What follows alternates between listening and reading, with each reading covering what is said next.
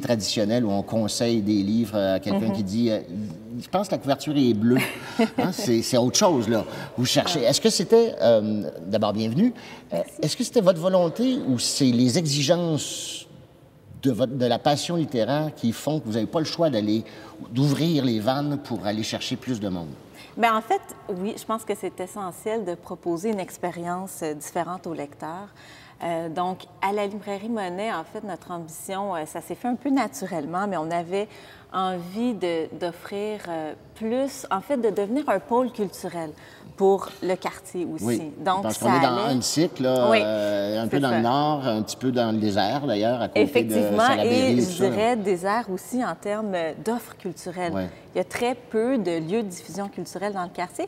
Donc, c'était pour nous essentiel de se positionner, donc d'avoir un rôle de passeur culturel, de l'assumer pleinement et de proposer donc à notre clientèle, outre un service vraiment personnalisé. Vous faites un peu corporative, là. Je vous arrête tout de suite parce que... mais non, parce que j'ai posé la question était en deux temps. Est-ce qu'il y a quelque chose de l'ordre de la passion personnelle? Parce que c'est vous qui êtes allé voir votre patron en disant « Ça serait bien d'ouvrir une galerie. » Effectivement. Et je pense que ça doit venir pas mal de vous aussi en disant « Ce serait bien d'avoir un blog, ça serait bien d'avoir une émission télé. » C'est pas le patron qui demande ça en général. Il est bien content quand ça se propose. Monsieur Monet, c'est quelqu'un d'assez visionnaire, mais il y a le flair aussi de s'entourer de gens, je pense, qui le sont aussi, puis qui ont envie de s'investir différemment. Donc, moi, effectivement, j'avais ce rêve-là d'ouvrir une galerie d'art, de jumeler, en fait, la littérature, les arts visuels.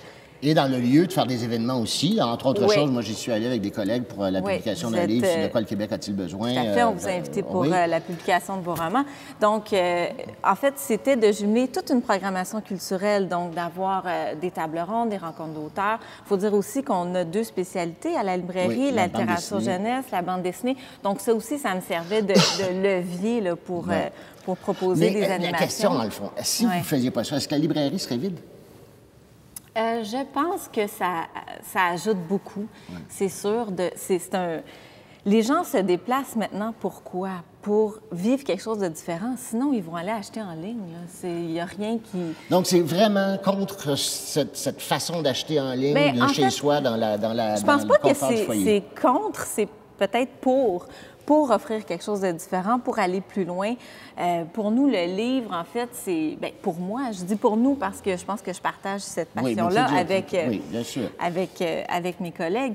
Mais, bon, le livre, c'est de faire une exposition, d'inviter un auteur, un illustrateur, de recevoir des classes, donc d'amener vraiment... la valeur ajoutée. Oui, exactement, c'est ça. Puis pour nous, c'est ça, un libraire, en fait, c'est de faire vivre le livre à travers beaucoup de formes d'expression. Il y a aussi, et ça, je tiens à lever mon chapeau à tous les libraires du Québec et d'ailleurs sur la planète, parce que ce qu'on ne peut pas faire en ligne, c'est de errer entre les rayons et de prendre au hasard un livre dont on ne sait rien, et d'en lire quelques pages et d'être accroché. Quand on commande en ligne, on commande quelque chose dont on sait déjà qu'on veut le lire.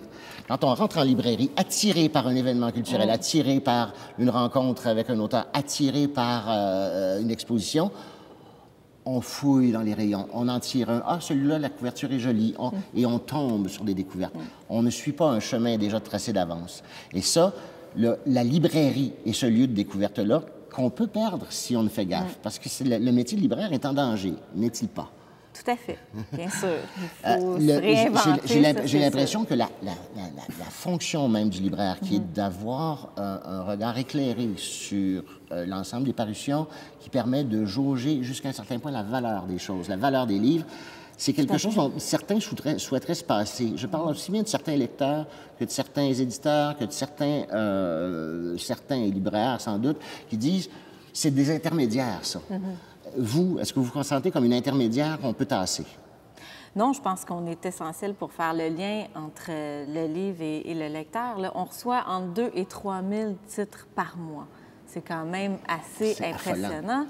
Et c'est sûr que, bon, de mettre le bon livre entre les bonnes mains, nous, on s'investit beaucoup aussi auprès des premiers lecteurs. Oui, les jeunes, donc, dans votre cas, oui. Oui, tout à fait. Donc, c'est évident que pour moi, le rôle du libraire vous êtes là est aussi pour dire, tel livre, c'est pas très bon, on le mettra pas de l'avant. Et celui-là est de meilleure qualité littéraire, on va le pousser un peu plus. Et le blog sert à ça, entre autres. Le Délivré, le blog de la librairie, qui est un blog de libraires, vraiment, donc qui vont partager leur passion, mais qui vont écumer aussi la production pour en faire ressortir la crème. Exactement. Voilà.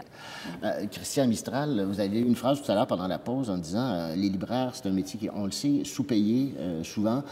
Et vous avez dit watch out avant qu'il soit. C'était quoi? Watch out avant qu'il soit payé à la commission. À la commission, parce que là, ça serait l'abomination. Mais on pourrait aller vers ça, effectivement, puisque la logique marchande... c'est ça qui va arriver. La logique marchande permet ça. Au moment où on enregistre cette émission, il y a toute encore une fois, on y revient sans arrêt dans cette émission, mais c'est le cas, la discussion autour du prix unique et la discussion aussi autour des grandes surfaces versus les libraires indépendants et les chaînes de librairie de toute façon. Mais les grandes surfaces, les Costco de ce monde, qui veulent s'arroger les grands succès, ne s'occupent pas des livres à petit tirage qui sont le fond des librairies. Vous, votre position sur à la fois le prix unique et sur les grandes surfaces versus la librairie? Bien, c'est sûr que nous, on est pour le prix unique, mais c'est surtout de pouvoir continuer à offrir justement une bibliodiversité. Parce qu'effectivement, ça va être de plus en plus difficile. Bibliodiversité. Bibliodiversité. Oui. Donc... C'est un beau mot. Ben oui. C'est un beau mot. Je pense que c'est un temps qui existe, Christian. Il faut sortir de chez toi un petit peu. Pas abonné au câble.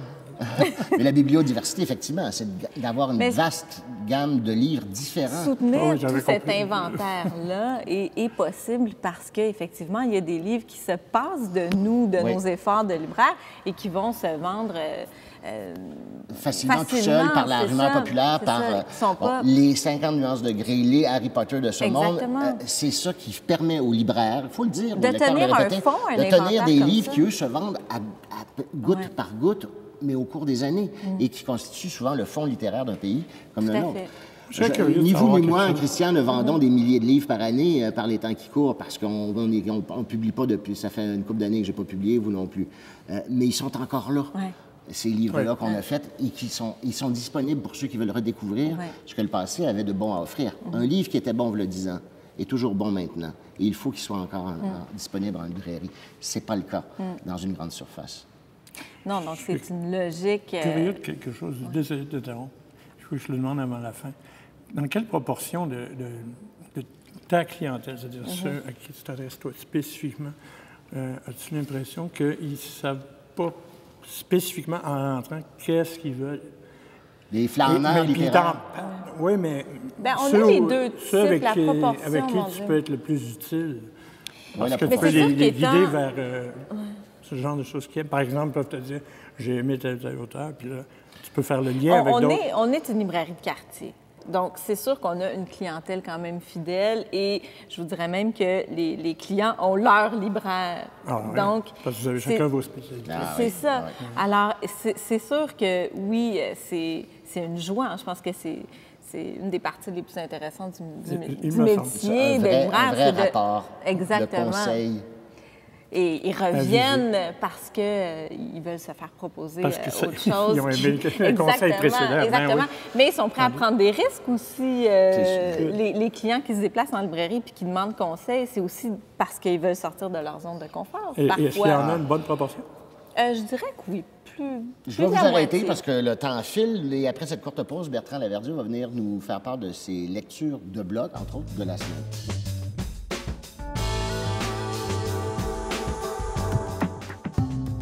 Tout le monde tout lu est tourné à l'Écomusée du Fier-Monde, musée d'histoire, musée citoyen.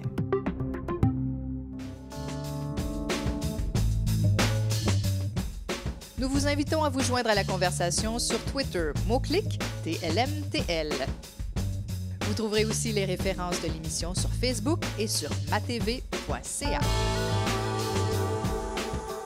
Et voici que Bertrand Laverdure s'est joint à nous. Bonjour Bertrand. Bonjour. Des lectures de blog aujourd'hui, pas juste, mais enfin. Oui, en fait, le blog... L'extra-littéraire, disons. L'extra-littéraire. Mais en fait, le blog, ça a débuté dans les années 90. C'est une contraction de weblog, en fait, journal sur Internet.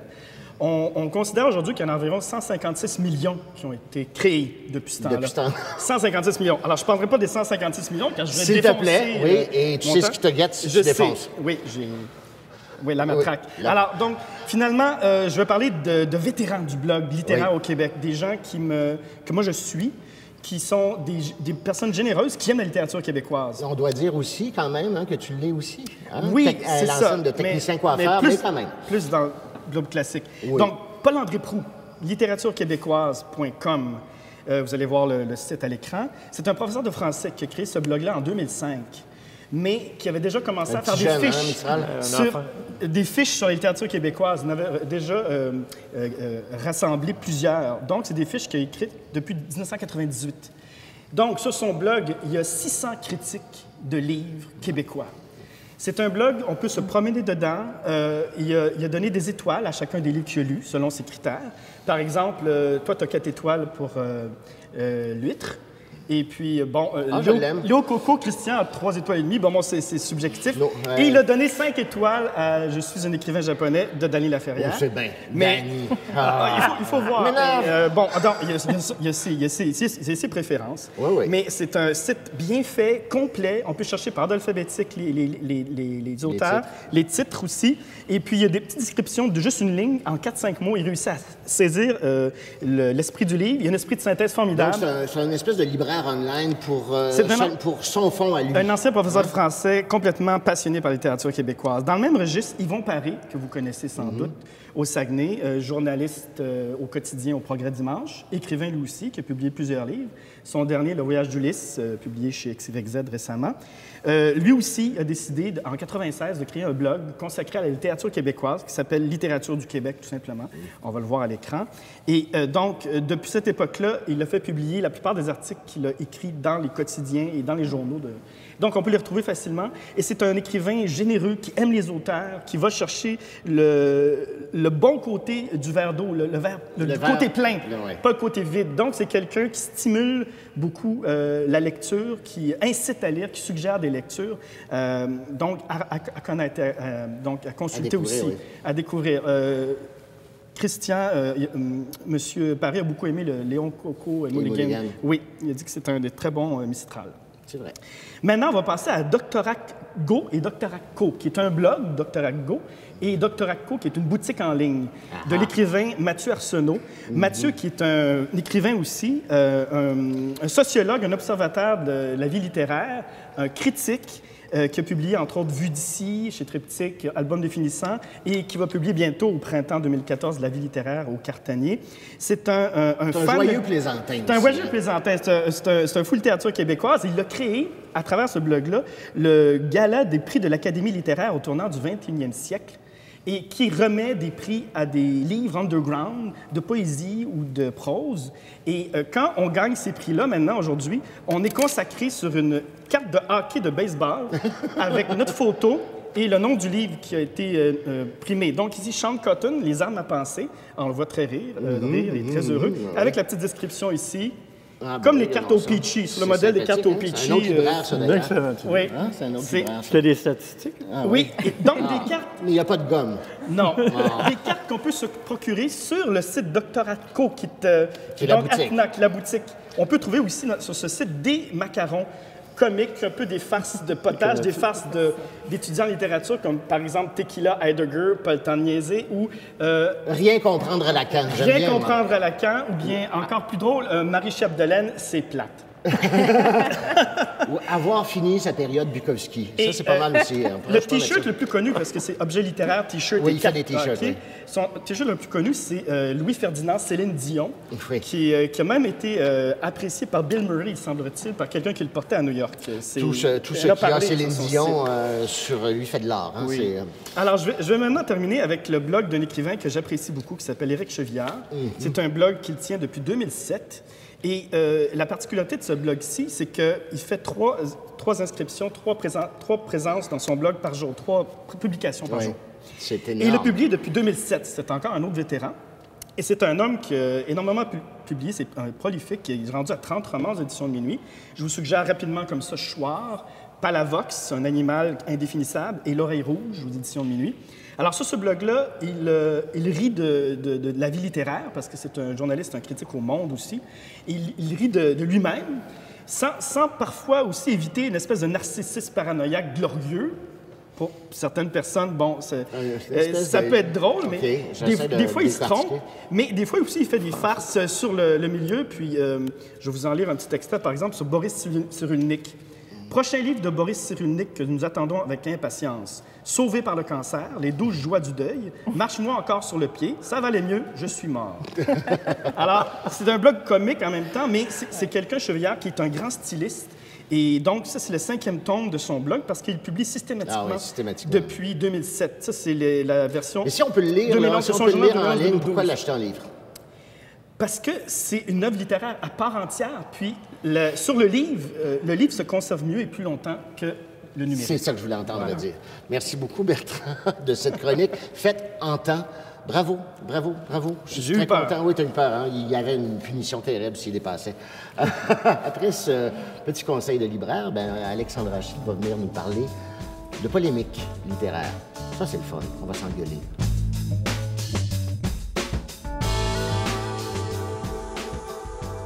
Si vous avez aimé Perdre le Nord, vous allez aimer Vague de chaleur de Richard Castle, qui est un thriller incroyablement excitant. Ça parle de la mort d'un agent immobilier, de vol de tableaux, de romance, et on retrouve les personnages de la série de Castle qui sont incroyablement attachants et touchants. Ça mêle intrigue, romance, action et beaucoup d'humour. À l'intérieur de l'univers à double face de l'immobilier, des paris, de l'escroquerie, donc je vous conseille le roman de Castle.